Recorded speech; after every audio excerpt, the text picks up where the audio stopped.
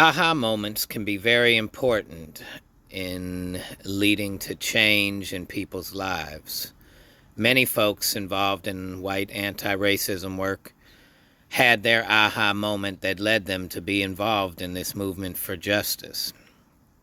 Um, I met many folks along the way who talked to me about whether it was the Rodney King incident where he was beaten by LAPD, or the Mike Brown murder in St. Louis, Ferguson area, and seeing the protesting that went on, whether it was Donald Trump running for president and them realizing we weren't in this post-racial world anymore.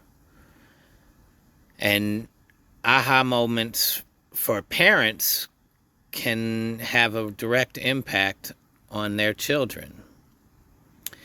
My mother wrote about this in what became our blog for the week that we're promoting on Race for What. But when she was a junior in high school, she wrote a story. It's a fictional story, but it was inspired by a true moment in her life. As a twin, at 15 years old, her brother was taken from her in an accident. And my grandfather had an aha moment during his time of mourning. He was wealthy enough to be able to afford a staff of people around the house, a gardener and housekeeper that took care of his family and his household. They helped, had a significant impact on the raising of his children. And when his son died, they were much more impacted and showed such a greater sense of empathy than his friends and family. And yet, as black folks, they were coming through the back door. It was normal at that time that they would come through the back door of a household and not through the front door. And at this time of mourning, where folks were coming in and showing their respects to the family and condolences, and his gardener came through the back door showing his empathy.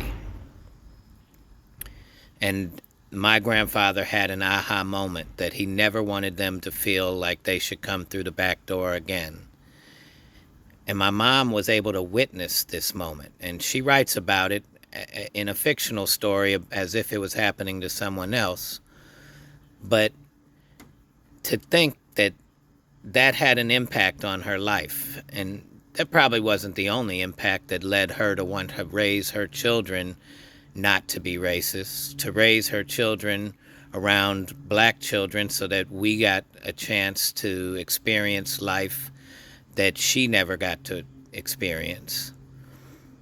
But I was thinking about that as I was listening to Dr. Ibram Kendi the other night in St. Louis. He was visiting and speaking with Dr. Kira Banks at an event, and they were talking about nonverbal communication that parents have with their children, where it's almost like, we set an example for our children more so than what we teach them verbally. And so this moment that led to a change, and I'm not trying to say this was a significant change moment, but certainly my grandfather treated my friends with great respect, and certainly took us all out to eat and spent time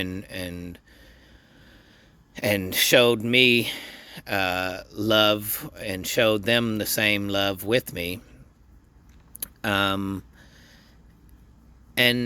to think that moment had an impact on his child, which led to me, gives me hope that these aha moments that other folks are having as we continue to grow and want this change movement to happen, how important those moments really are and what possibly can even come from them. So, thank you.